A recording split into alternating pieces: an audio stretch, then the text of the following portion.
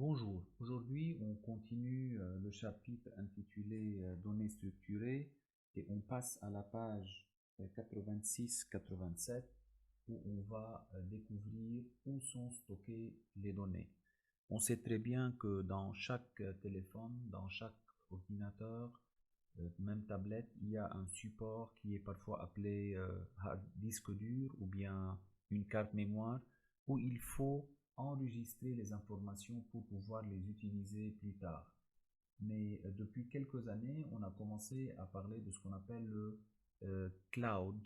Et je pense que tout le monde connaît c'est quoi le cloud. C'est le serveur qui est localisé dans dans un pays ou bien dans un data center, dans un pays où on ne connaît pas parfois, et on a accès à des disques durs dans ce data center afin de stocker nos informations, comme par exemple le Google Drive, Dropbox, le iCloud et ainsi de suite.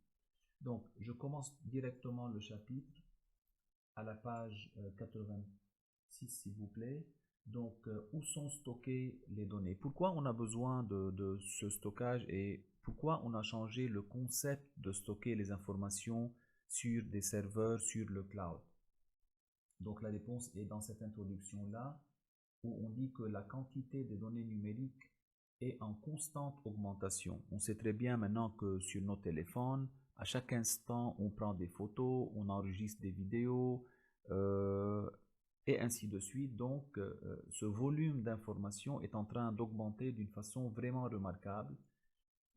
Par exemple, ici, les sites comme Deezer ou Spotify stockent des pétaoctets.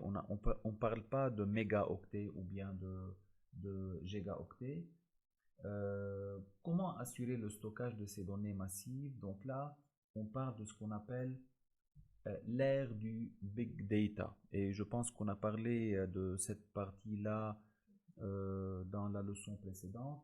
Donc ici, si j'augmente un peu pour pouvoir vous montrer, alors nos activités, l'écoute de la musique en ligne, le partage d'images, le capteur d'objets connectés, donc génèrent la circulation d'énormes quantités de données et pour extraire ces informations-là, on a besoin de ce qu'on appelle l'indexation des données.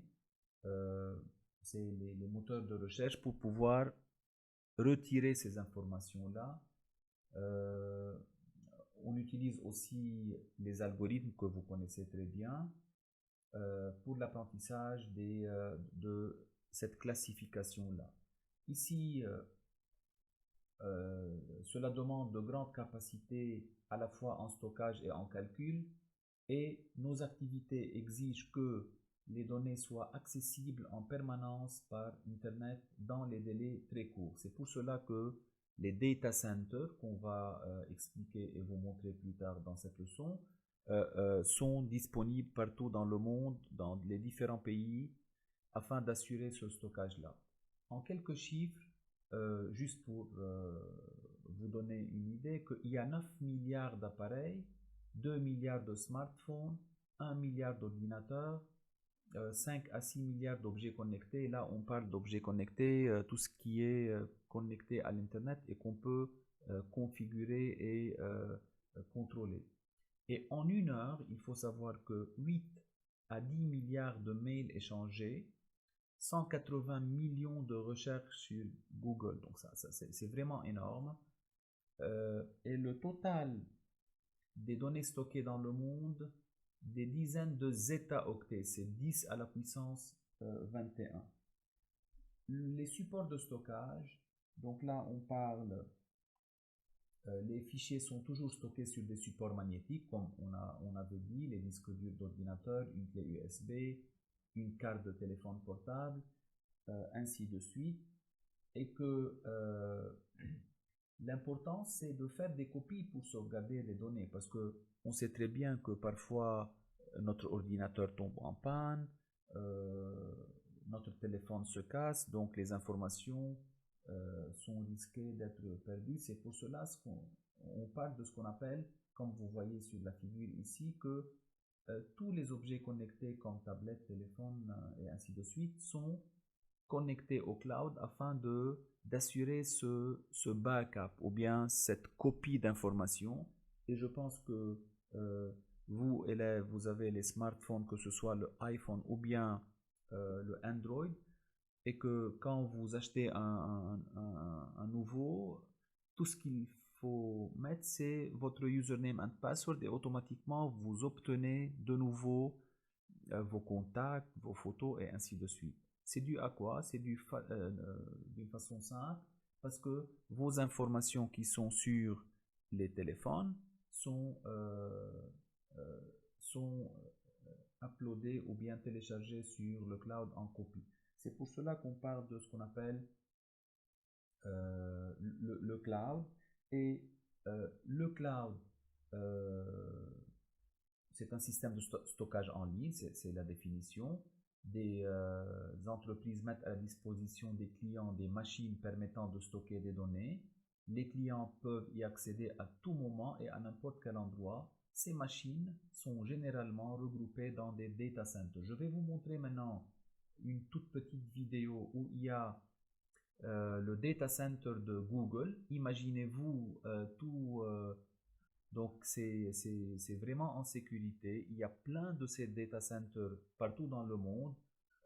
C'est pas accessible aux gens, c'est uniquement les employés de ces compagnies-là avec une sécurité aussi élevée et que, voyez, tout ça, ce sont des disques durs connectés donc qui vont nous servir à stocker nos informations. Et il faut savoir une chose, c'est que regardez bien les disques durs. On n'attend pas que le disque dur tombe en panne pour le changer. Il y a régulièrement ce qu'on appelle l'échange des disques durs par des robots.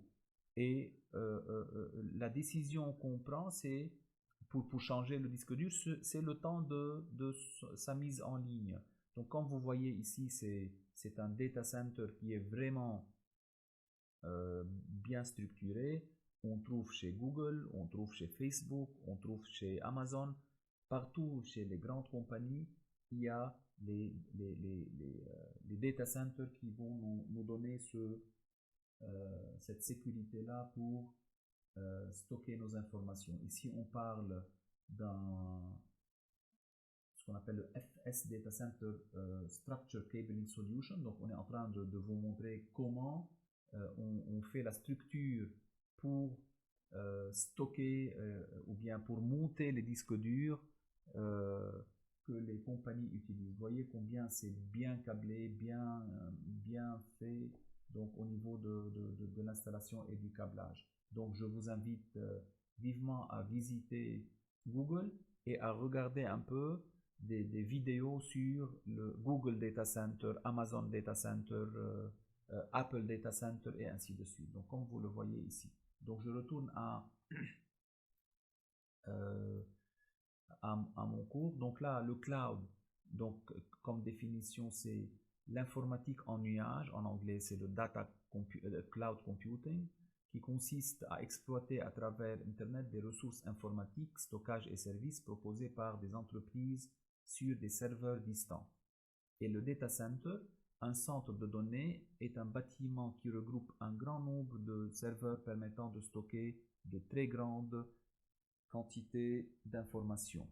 Maintenant, je passe à la page suivante, c'est l'impact ou bien les data centers, donc on vient de l'expliquer, abritent des milliers de serveurs informatiques destinés à stocker et traiter les données via un réseau Internet et un accès à Internet pour proposer des services cloud à leurs clients. Les géants du cloud, Microsoft, Google, Amazon, Apple, Orange, mettent à leur disposition des dizaines de data centers gigantesques.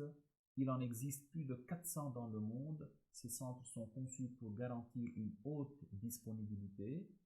Le taux de disponibilité atteint 99,6%. Le taux de disponibilité, ça veut dire que quand vous visitez par exemple un data center pour télécharger une information, il vous donne qu'on n'est pas en service. Donc c'est les 0,4% du temps où il y a par exemple, je ne sais pas, une maintenance, une toute petite panne et ainsi de suite. Maintenant, l'impact du numérique sur l'environnement, on va essayer de lire parce que c'est vraiment impressionnant ce que les data centers et cette activité-là nous coûtent au niveau de l'environnement. Donc les activités numériques permettent des économies d'énergie, mais elles engloutissent près de 10% de la consommation électrique mondiale. Donc imaginez-vous, et il faut retenir ce nombre-là, 10% de la consommation électrique mondiale est faite par tout ce qui est les activités numériques.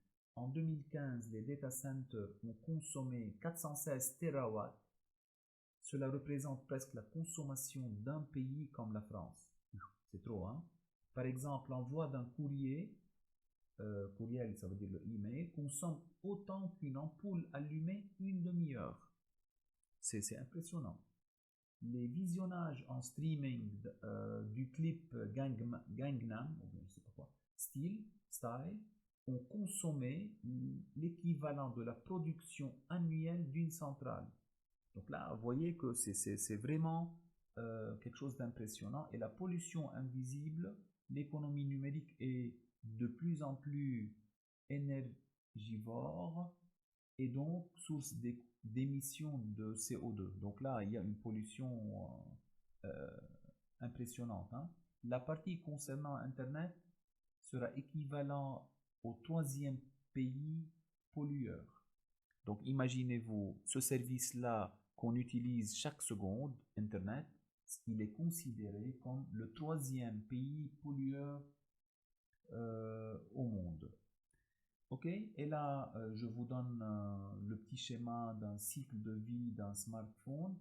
On utilise de la matière première, les terres rares, les métaux, eau, énergie, la pollution qu'on reproduit, la fabrication, 40 kg de matière pour un smartphone de 100 grammes. Donc, vous voyez ce nombre, ces valeurs-là. L'utilisation, la durée est en moyenne de 2 ans. Consommation, plus la consommation électrique bien sûr, et le collecte, 15% collecté en France, donc soit déchets, soit valorisation, on les revend d'une façon illégale à tout ce qui est les pays du tiers-monde. Donc je reprends maintenant, ou bien je passe à la page 88, où sur cette page-là, on va j'agrandis. Donc, utiliser le cloud. Donc, je pense que tous, on est en train, d'une façon ou d'une autre, d'utiliser le cloud. Donc là, le cloud computing permet d'exploiter des ressources variées sur des serveurs distants via Internet. Certains services cloud comme Google Drive ou bien Dropbox favorisent le travail collaboratif. Donc, imaginez-vous maintenant avec cette crise mondiale du coronavirus. Donc, s'il n'y avait pas ce cloud computing, donc là, l'idée de travailler à partir de la maison, ou bien en groupe, c'était une question impossible. Donc, avec ce service-là, donc on favorise le travail collaboratif. Afin de choisir le fournisseur cloud le plus adapté à ses besoins, il est important que l'utilisateur détermine son objectif et prenne en compte certains critères. Donc ici, on voit que, par exemple, Cozy, il donne 5 GB avec des applications bureautiques, banque, je ne sais pas. Dropbox, il donne 2 GB. Google Drive, il donne 15 GB. iCloud, 5 GB. Donc là, il faut savoir qu'est-ce qu'il faut choisir à ce niveau-là. Et comme vous le voyez, c'est très important puisque maintenant, chacun d'entre vous a un Google account. Donc, comme vous le voyez, sur votre page Google, il y a ce qu'on appelle Mon Drive.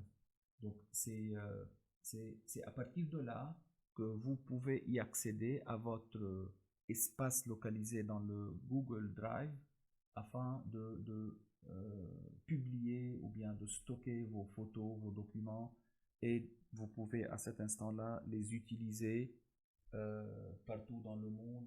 Il suffit d'avoir votre nom d'utilisateur et votre mot de passe. Donc en principe, j'ai bien focalisé ou bien j'ai bien expliquer les parties qu'il faut garder en tête de cette partie-là.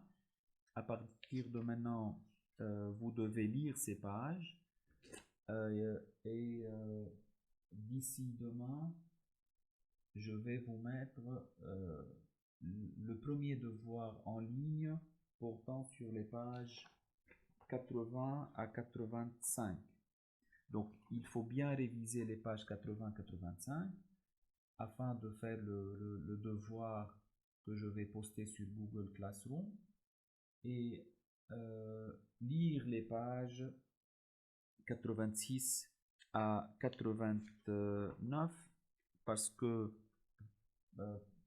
ça va suivre un deuxième devoir sur cette partie-là. Si vous avez des questions, vous pouvez facilement les poster sur la page de Google Classroom et je répondrai facilement. Bonne chance et bon week-end. Merci.